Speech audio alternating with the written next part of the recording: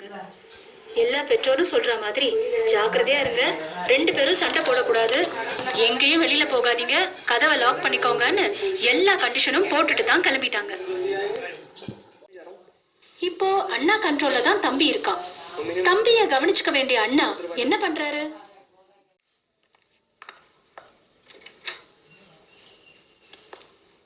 எவ்வளவு நேரம் தான் தம்பியோட உட்காந்து டிவி பாக்குறது? அண்ணாக்கு போர் அடிச்சிருச்சு. இருக்கவே இருக்கு லேப்டாப். பாக்குற படத்துல ஃபுல் கான்சென்ட்ரேஷன் வேணும்ல, அதுக்காக ஹெட்போனும் எடுத்து மாட்டிக்கிட்டாரு. இப்ப சுத்தி என்ன நடந்தாலும் அது இவரை பாதிக்காது. அப்படி என்னதான் நடந்தது? பொருட்கள் திருட்டு போனது மட்டும் இல்ல, பையனே இழந்துட்டாங்க இந்த பெற்றோர். சிறுவன் கடத்தப்பட்டிருப்பதாக ஒரு கடிதம். இதுதான் அந்த அதிர்ச்சிக்கு காரணம்.